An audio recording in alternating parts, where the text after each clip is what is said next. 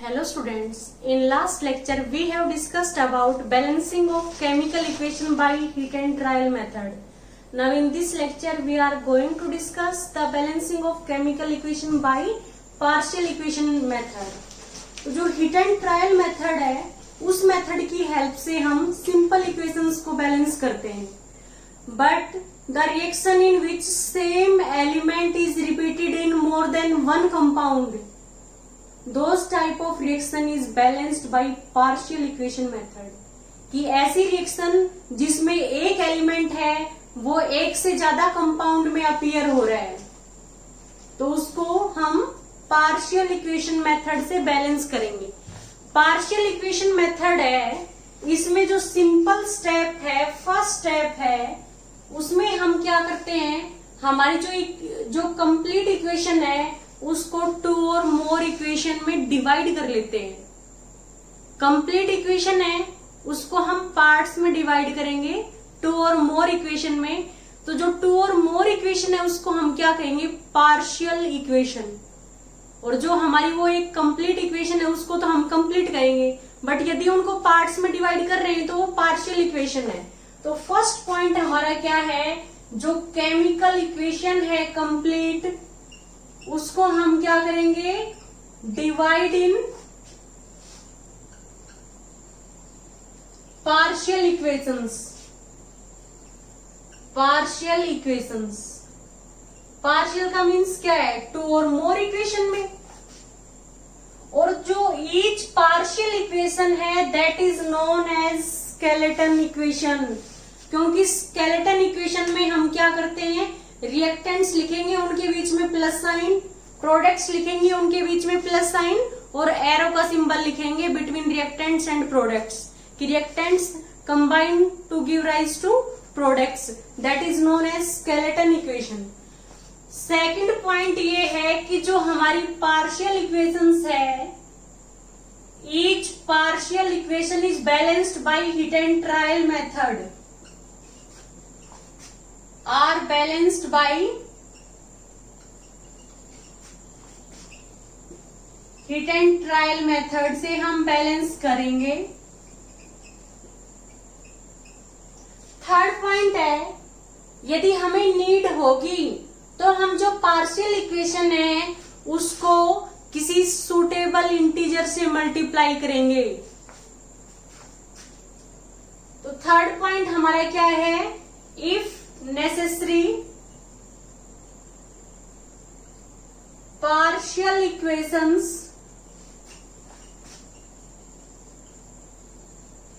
are multiplied by suitable integer.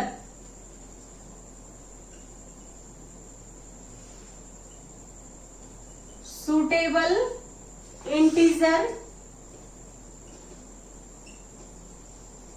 to cancel out the intermediates या intermediate products को cancel out करने के लिए हम क्या करेंगे, पार्शियल इक्वेशंस को सुटेबल इंटीजर से मल्टीप्लाई करेंगे. और लास्ट हमारा स्टेप है कि हम पार्शियल इक्वेशंस को ऐड करेंगे टू गेट कंप्लीट इक्वेशन. तो हम क्या लिखेंगे last, by adding partial equations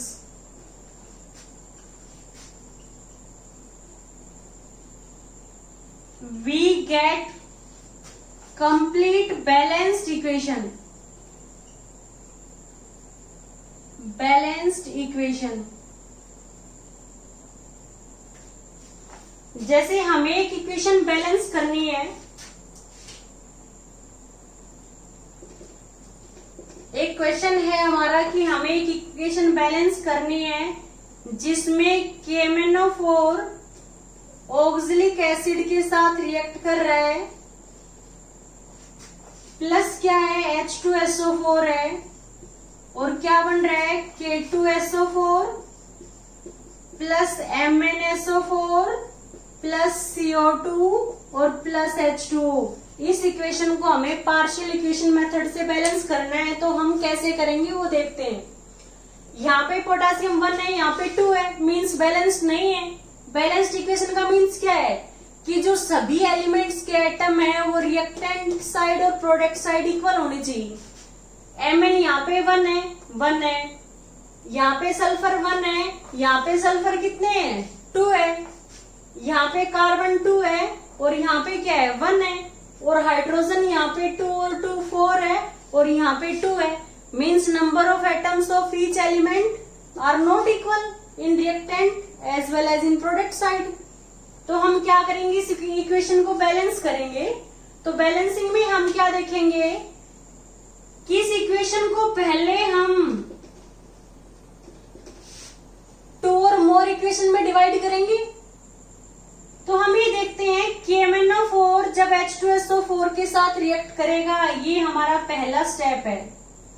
When KMnO4 react with H2SO4, then when K react with SO4, K पे पॉजिटिव चार्ज, SO4 पे 2 नेगेटिव है, तो क्या बनेगा K2SO4 प्लस Mn पे 2 पॉजिटिव, SO4 पे 2 नेगेटिव, तो क्या बनेगा MnSO4। K react with SO4 to form K2SO4, manganese react with sulphate to form manganese sulphate. अब हम क्या देखेंगे, H2O बनेगा प्लस क्या है नेसेंट ऑक्सीजन। जब ऑक्सीजन हमारा एटॉमिक फॉर्म में, उसको हम नेसेंट ऑक्सीजन कहेंगे। अब आप ये देखो, यहाँ पे पोटासियम 2 है, यहाँ पे 1 है, तो हीट एंड ट्रायल मेथड से बैलेंस कर रहे हैं, तो हम इधर भी 2 करेंगे। अब यहाँ पे मैग्नीज 2 है और यहाँ पे 1 है, तो मैग्नीज को बैलेंस करने के लिए हमें क्या करना पड़ेगा, 2 करना पड़ेगा। अब यहाँ पे सल्फेट 2 और 1 3 है, बट यहाँ पे सल्फेट 1 है, तो इसको हमें 3 से मल्टीप्लाई करना पड़ेगा। अब 3H2 हो गए, तो यहाँ पे क्या आएगा, हमें हाइड्रोजन को बैलेंस करेंगे तो 3H2 हो गया। अब हम देखेंगे पोटासियम 2 हो गए, 2 बैलेंस हो गए, मैग्नीज 2 है, इधर भी 2 है, सल्फेट यहाँ पे 2 और 1 3 हो गए, तो हमने 3 से मल्टीप्लाई कर दिया। अब हाइड्रोजन को बैलेंस करने के लिए 3H2 था, हमने यहाँ पे 3H2O कर दिया। अब हम देख रहे हैं यहाँ पे ऑक्सीजन कितने हैं, 2 4 जा 8 है, और यहाँ पे 3 आ गए तो 5 बच गए, तो हमने ये 5 ऑक्सीजन लिख दिए, 5 नेसेंट ऑक्सीजन। काफी सिंपल है इस इक्वेशन को बैलेंस करना। हमने क्या देखा था, KMnO4 प्लस H2SO4 रिएक्ट करके क्या बनाएंगे, K2SO4 प्लस MnSO4 प्लस क्या है H2O प्लस में क्या है नेसेंट ऑक्सीजन। तो हम क्या देख रहे हैं, यहाँ पे K2 है, पोटासियम 2 है, तो पहले हम फॉर्मूला में कोई भी हमारी इक्वेशन है उसमें उस फॉर्मूला के एटम्स को बैलेंस करेंगे जो मिनिमम नंबर ऑफ प्लेस पे है या फिर जो लार्ज है। तो यहाँ पे पोटासियम 1 है, यहाँ पे 2 है, तो इसको 2 से मल्टीप्लाई करेंगे। यहाँ पे मैग्नीज 2 है और यहाँ पे 1 है, तो हम इसको 2 से मल्टीप्लाई करेंगे। अब क्या होगा, मैग्नीज भी बैलेंस हो गए 2 और 2, और पोटासियम भी बैलेंस हो गए, तो सल्फेट देखेंगे यहाँ पे SO4 2 हो गए और 1 3 हो गए, और यहाँ पे क्या है सिर्फ 1 है, तो 3 से मल्टीप्लाई कर दिया। अब 3SO4 इधर हो गए और SO4 और 2SO4 3 यहाँ हो गए। अब यहाँ पे हाइड्रोजन 3H2 हो गए, यहाँ पे तो H2 है ना, तो इसको 3 से मल्टीप्लाई करेंगे। अब ऑक्सीजन देखेंगे, ये तो सल्फेट में आ गए, अब ये ऑक्सीजन है 8, 3 तो आ गए 3H2 में और 5 बच गए, तो ये 5 नेसेंट ऑक्सीजन हो गए। तो ये इक्वेशन हमने ऐसे बैलेंस की है। फिर क्या होगा, जो ये नेसेंट ऑक्सीजन है काफी ज्यादा रिएक्टिव होते हैं और ये ऑक्जेलिक एसिड के मॉलिक्यूल के साथ रिएक्ट करेंगे। तो हम क्या देखेंगे, क्या बनेगा, ये भी CO2 और ये भी CO2, तो क्या बनेगा 2CO2 प्लस में क्या होगा H2O।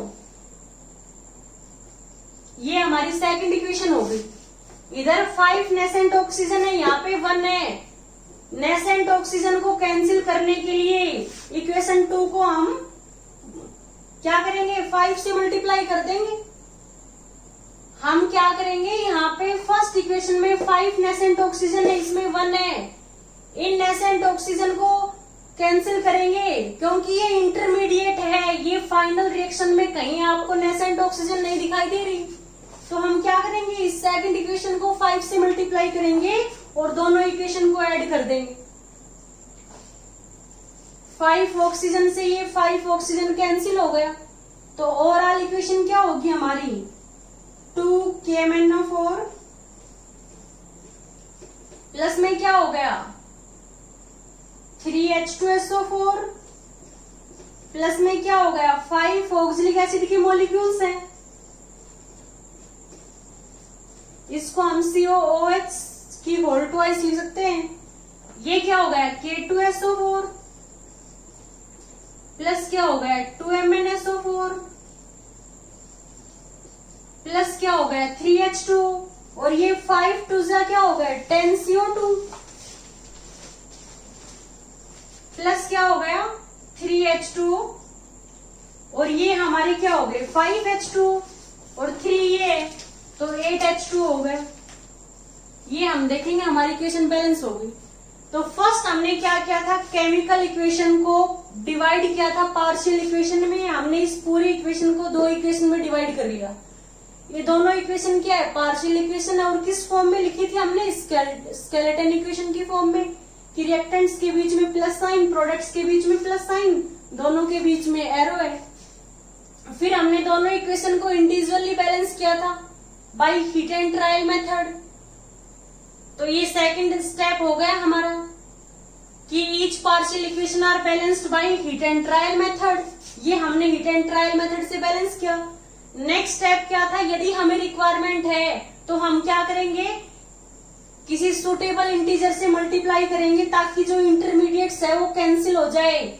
इंटरमीडिएट्स क्या है, नेसेंट ऑक्सीजन है क्योंकि H2MnSO4 K2SO4 ये तो इसमें अपीयर हो रहे हैं, CO2 भी इसमें अपीयर हो रहा है। और यहाँ पे क्या है KMnO4 ऑक्सिलिक एसिड और H2SO4। तो हमें तो कैंसिल किसको करना है, इन नेसेंट ऑक्सीजन को। तो हम क्या करेंगे, इन दोनों इक्वेशन में हमें जो रिक्वायरमेंट होगी उस सुटेबल इंटीजर से मल्टीप्लाई करेंगे। यहाँ पे 5 नेसेंट ऑक्सीजन है, यहाँ पे 1 है, पूरी इक्वेशन को 5 से मल्टीप्लाई कर दिया। ये भी 5 हो गई, ये भी 5 हो गई, 10 हो गई, ये 5 हो गई। 5 से 5 कैंसिल हो गए, दोनों को हमने ऐड कर दिया। तो क्या था last, by adding partial equation we get complete balanced equation. तो इसमें क्या होगा 2KMnO4, यहाँ पे 2KMnO4, 3H2SO4, हमने 3H2SO4, 5 क्या हो गए ऑक्सिलिक एसिड के, गिव राइज टू क्या हो गया K2SO4 और सॉरी ये है इक्वेशन K2SO4, 2MnSO4, यहाँ पे क्या है 2CO2 है हमारा और 5 से मल्टीप्लाई करेंगे तो 10CO2, ये 5 से मल्टीप्लाई करेंगे तो 5 वाटर और 3 यहाँ पे ये है तो 8 वाटर मॉलिक्यूल हो गए। ये हमारी इक्वेशन बैलेंस्ड है। यहाँ पे पोटेशियम 2 है, यहाँ पे भी क्या है 2 है, यहाँ पे मैग्नीज 2 है, प्रोडक्ट साइड भी 2 है, सल्फर है हमारे 3SO4 है इस साइड SO4 और 2SO4 3 है। अब हम देखते हैं 3H2 है यहाँ पे और ये क्या हो गए हमारे 2, 5 से मल्टीप्लाई करेंगे 10 और 6 ये हो गए 16 हो गए। यहाँ पे क्या है 8 2 16 हो गए। अब हम देखेंगे ऑक्सीजन हमारे 8 हो गए और ये 4 मल्टीप्लाइड में 5 20 ये हो गए 28 हो गए। और यहाँ पे क्या हो गए 10 2 20 और 8 ये हो गए 28। तो हम क्या देख रहे हैं, सभी जो एलिमेंट्स के एटम है रिएक्टेंट साइड और प्रोडक्ट साइड इक्वल हो गए। तो ये हमारी बैलेंस्ड केमिकल इक्वेशन है। इसको हमने बैलेंस किया है किससे, पार्शियल इक्वेशन मेथड से, जिससे हमने कंप्लीट इक्वेशन को पहले पार्शियल इक्वेशन में कन्वर्ट किया, फिर हमने उनको हीट एंड ट्रायल मेथड से बैलेंस किया, फिर इंटरमीडिएट को कैंसिल करने के लिए हमने सुटेबल इंटीजर 5 से मल्टीप्लाई किया, लास्ट में हमने दोनों इक्वेशन को ऐड कर दिया ताकि हमें कंप्लीट इक्वेशन मिल गई। तो ये हमारी इक्वेशन हमने देखा है इस लेक्चर में कि हमने इक्वेशन को पार्शियल इक्वेशन मेथड से बैलेंस किया है। जो सिंपल इक्वेशन है उसको हम हीट एंड ट्रायल मेथड से बैलेंस कर लेते हैं, बट जो कॉम्प्लेक्स रिएक्शन होती है जिसमें एक ही हमारा कोई एलिमेंट है वो मोर देन वन प्रोडक्ट में अपीयर हो रहा है। जैसे आप ये देखो, ये इसमें भी है और इसमें भी है सल्फर और इधर भी है सल्फर, तो ये सल्फर है, ये एक से ज्यादा में है। ऐसे ही ऑक्सीजन है, इसमें भी ऑक्सीजन है, इसमें भी ऑक्सीजन है, इसमें भी और इसमें भी। तो यदि कोई एलिमेंट का atom more than one compounds में है तो उसको ऐसी रिएक्शन को हम पार्शियल इक्वेशन मेथड से क्या करेंगे, बैलेंस करेंगे। ओके स्टूडेंट्स, यदि आपको इस लेक्चर में कहीं कोई डाउट हो तो प्लीज आप हमें कमेंट कीजिएगा। Okay, thank you student.